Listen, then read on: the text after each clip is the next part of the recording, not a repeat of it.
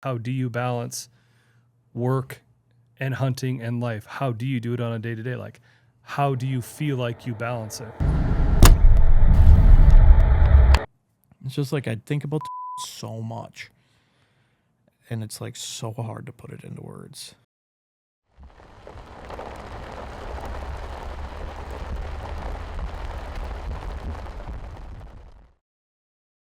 The best way I can describe of how I balance work, life, and hunting is taking advantage of every single second that you have. Just little things like we get an hour lunch here at Ozonics. I'll load my bike up. If, trail cameras need batteries changed at lunchtime, we can run out there and change them really quick. On the weekends, taking as much time as we can to get the work done when we don't have Ozonics work to do. Same thing with in the fall. If there's a day that I don't need to be filming, I'm going to be hunting then. Kind of starts to even feel like I don't even really have a job because I still am doing what I love every single day. From a podcast standpoint, we're always talking about deer. Like that's what we are always talking about. My whole life is surrounded by deer, and even when I'm at work and I'm working with deer footage or anything like that,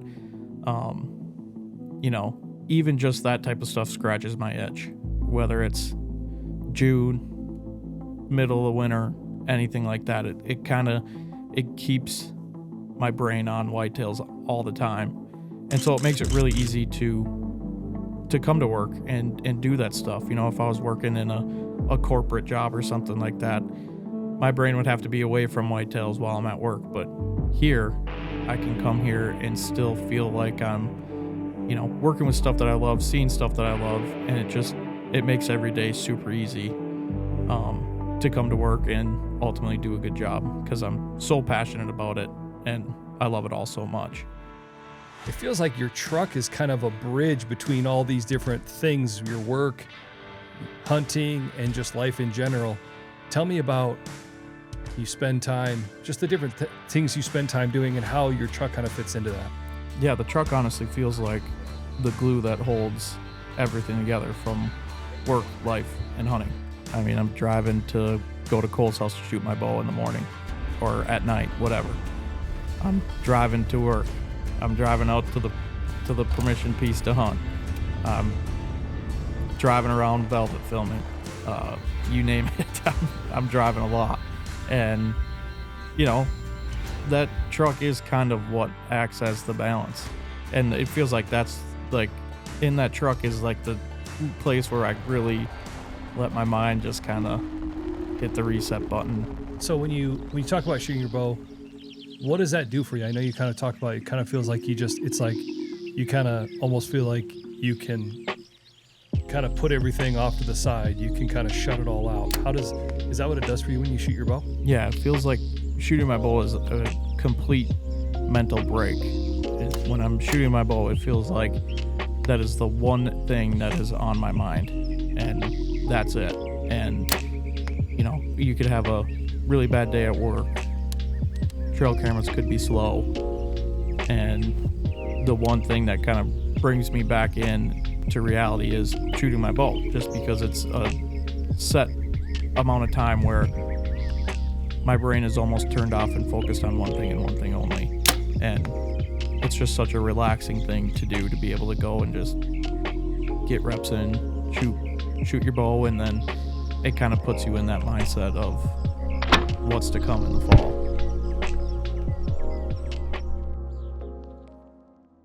So I'm gonna throw a curveball at you. How does being a type 1 diabetic fit into all that?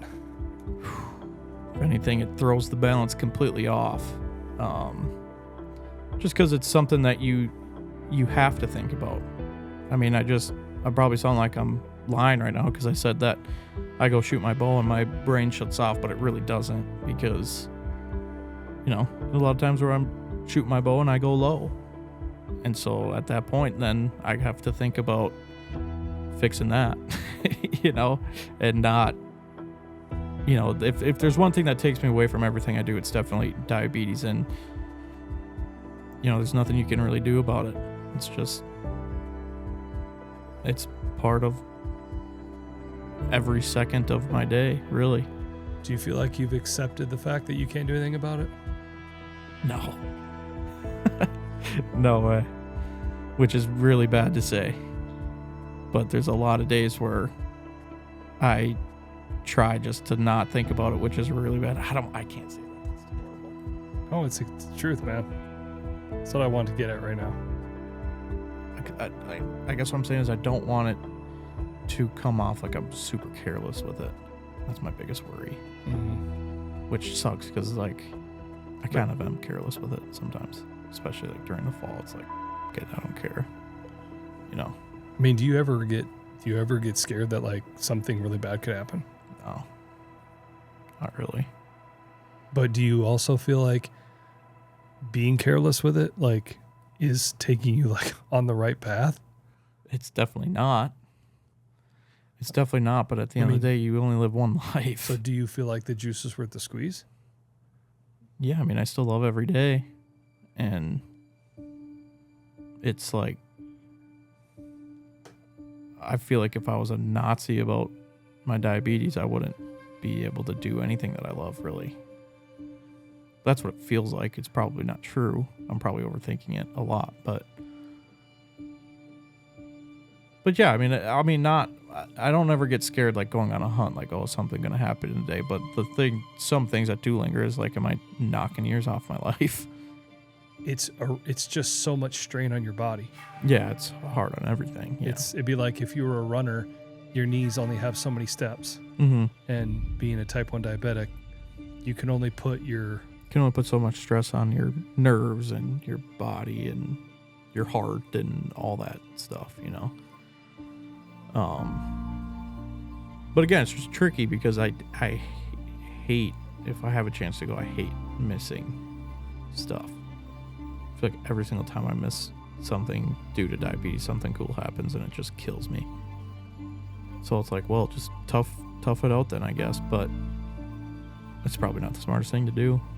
But I do it more than I should. You're mentally in two different mindsets. Your passion is hunting, is your job, it is your life. Mm-hmm. But you're also a type 1 diabetic. And whether you like it or not, that has to be a driver of your life. Yeah, for sure. And so if you balanced the 4 things that it really needs to be, then you would have to sacrifice on the things that you really, really love. Mm-hmm. And so you intentionally live unbalanced to feel balanced. Yeah, pretty much. Yeah. It's a crazy thing to think about. But I wouldn't have it any other way, probably. Because it's super difficult to grasp that, because it's like, I just hate the idea of just like putting my passions aside for this stupid disease. Bruh.